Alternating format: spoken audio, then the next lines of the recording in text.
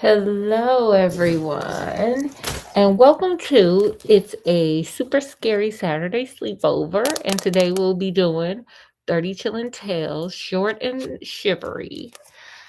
Does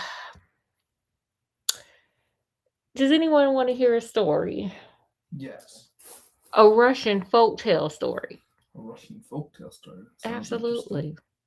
About a hating mama that gets her comeuppance. Yeah. Yeah, that's what we're doing today.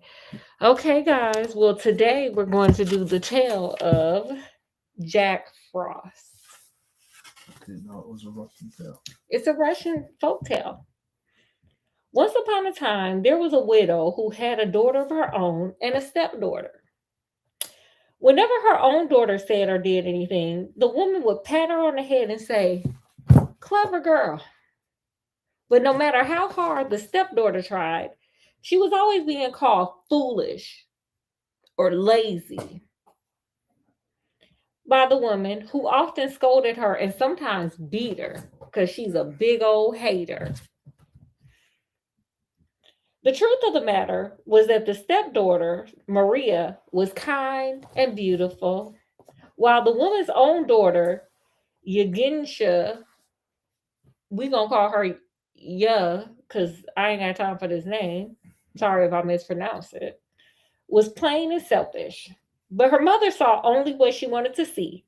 So she praised Ya continually and made Maria's life miserable. Even an angry storm blows itself out at last, but the old woman's hatred of her stepdaughter never lessened because she's a hater. She said one cruel thing after another, and she was forever grabbing Maria by the collar of her dress to shake her for being such a burden on us. One day, in the dead of winter, the stepmother made up her mind to have done with her stepdaughter. Where? Okay, let's pause for the cause. Let's stop right here. I want a thought came. Where the hell is the damn daddy at? I don't know. Where do y'all think the daddy at? Put it in the comment section. Gulags. Well, sometimes you just gotta go to the gulag. Anyway, okay, let's back to the story. Back to the story, y'all. She told her aged servant, "Old man, take Maria into the open field where the bitter frost is the thickest and leave her there." Oh wow. Here we go with that Hansel Gretel foolishness. Even in Russia, y'all to Russia, to Russia. I don't want to set eyes upon her or hear her voice ever again. And if you value your life, don't take her to a warm house of your relatives.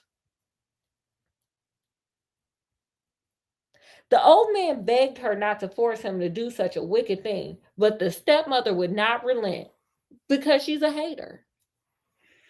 Because he knew that his family would starve if he lost his job, he put the girl on a sled. This is sad. This is like really sad because she's using this man's livelihood to force him to do something he doesn't want to, and that's messed up. And I mean, it still goes on today, but this is like really messed up. Anyway, back here, back to story. He tried to cover Maria with an old horse cloth, but saw this and snatched it away with a sharp laugh.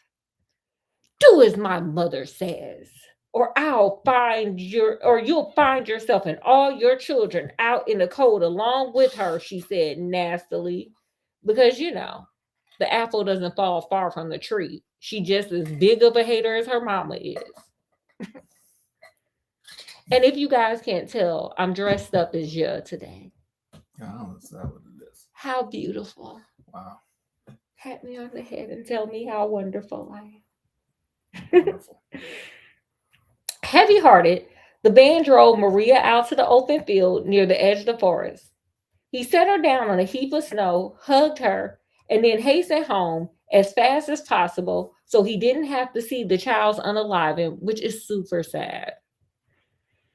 Poor little Maria remained there where she was, shivering and softly saying some prayers.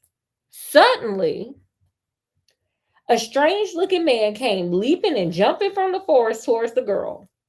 He wore a great coat of silver white fur, a high peaked cap of the same silvery fur, and boots of white leather worked with silver.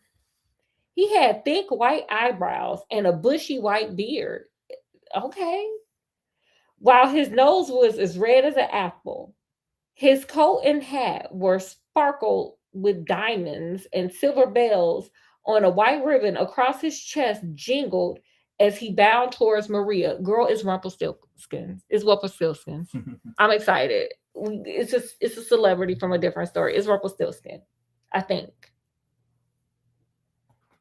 I'm kidding. It's, you know. Little girl, I'm Jack Frost. It's not Rumpelstiltskin. I was kidding. The ruby nosed, he said. I bring the winter wherever I go. Oh, she said sadly. Welcome, Jack Frost. God must have sent you to take me away from this world. It will be hard to leave, for it all looks so beautiful today. The snow is so white, and the air is so clean, and the ice sparkles like diamonds. Now he was about to touch her body and freeze her to unaliving, but he was so moved by her wise words and sad eyes. Instead, he reached into one of the immense pockets of his great coat, pulled out a fur coat. Okay, girl, this not he nice, and tossed it to Maria. She quickly put it on, then squatted on her heels. Sitting in the snow, she watched while Jack Frost went leaping and jumping back into the edge of the forest. Okay, got a lot of energy. Yeah. hmm In a twinkling, he was back carrying something in his arms. I wonder what he got now. Last time it was furs. Okay. Little girl, I'm Jack Frost, the ruby nose, he cried. I have brought you something. Is it my unaliving? Maria asked fearfully. But he had not returned to take her life. He brought her a chest, heavy and deep and filled with bedding and petticoats and all sorts of warm clothes. He real nice. Girl, he done went to Macy's and got you some clothes. Uh-huh. Yeah.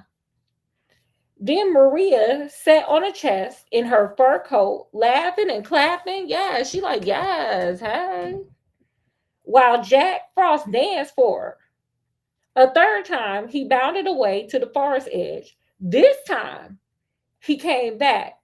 He brought her a cloak embroidered with silver threads and studded with pearls and diamonds. Girl, he done been a cage jurors. Been over to Jared. Yes, Jack Frost. Come find me, honey. She looked as beautiful and elegant as a grand duchess. For a long time, she sat there happily singing songs and clapping while Jack Frost danced lightly over the sparkling ice and snow, singing, Dance will make her dance. Period. Okay? She clapping and singing and dancing along and having a good time because dance will make her dance, y'all. Meanwhile, her stepmother said to the servant, Go, old man, and bring home my daughter so we may bury her. This chick is like the biggest hater. Oh my God. Then she set about fixing the evening meal for herself and yeah. Okay, girl, you ain't got no empathy, no sympathy, no nothing. Just nothing inside. Just ugh. A short time later, the gate creaked, the door flew open, and the old servant dragged in a chest heavy and deep. Maria followed, radiant and regal as a princess. Do I look like a princess with my hand waving like this? Like, Sure. I'm the princess. Yeah. Yeah. Yeah. I look regal. When the stepmother saw all the riches Maria returned with, she immediately set an extra place at the table for the girl. She sat her stepdaughter down, pretending to ask her forgiveness, make a great show of giving her the daintiest morsel, even though Yuh complained about this, until she had gotten the whole story out of Maria because haters are always going to hate, darling. Always. They never stop. As soon as Maria was asleep, the old woman called her servant. "Oh man," she ordered, "harness the horses and have them ready to go at the first light of dawn. Take my daughter to the same field in the very same place and leave her there. Then return for her in the evening to gather up the treasure she will receive. Because even though I didn't raise my child right, I expect her to get the same foolishness that this other child got." In the morning, the old woman struggled to awaken her daughter. "Let me sleep," complained Ya. "It's too cold to do anything else." "You must go and get treasures from Jack Frost, you lazy creature," her mother scolded. "Can't we just take Maria's gifts for ourselves?" asked the daughter crossly. "Because I'm a big old hater and I'm lazy, like my mama." We will," her mother said impatiently. "But why settle for one treasure when we can have two? Now get up." Grumbling, Ya did as she was told. She put on her warmest coat and hats and boots. When she was on the sled, her mother bundled her up in furs and blankets. Then the old servant drove her to the field and left her there just as the morning sun turned the ice crystals bright as diamonds. Ya sat on her pile of furs and tried to keep her eyes open. Suddenly, Jack Frost came prancing at the edge of the forest. Young woman, I am Jack Frost, the ruby nose," he said. Okay, let me show y'all Jack Frost. Look at him. He bouncing. He like, "Bands will make her dance. Bands will make her dance. Bands will make her dance." Okay. Mm-hmm.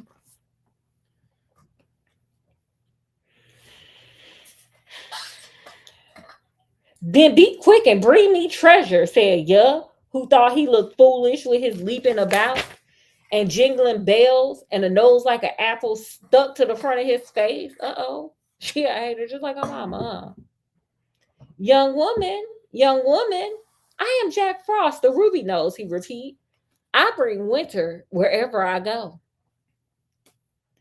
When you brought me my treasure," said Ya disagreeably, "you can go and take winter with you. It's ugly and cold, like me, in my heart. Now, where is my gift?" Young woman, I am Jack Frost, the ruby nose," he cried, dancing closer to the girl. "And here is your gift of diamonds and silver." He stretched out his hand to Ya. Uh-oh. In the evening, while Maria stoked the fire, her stepmother anxiously watched the door for the return of her daughter. Suddenly, she heard the creak of the gate outside. Without waiting, she flew the door open and saw the old servant standing beside the sled, cap in hand. Impatiently, the old woman pulled at the mound of furs on the back of the sled. "Ya, foolish child, come out from underneath. You'll be warm inside in a minute. But first, show me your treasure." To her horror, when the woman pulled back the last fur, she saw her daughter lying there, a cold corpse. Oh no. Mm-hmm. Silver snowflakes frosted her eyelashes, and ice like diamond chips beaded her lips where her last breath had frozen. The shock was too much, and the greedy stepmother fell down unalived in the snow.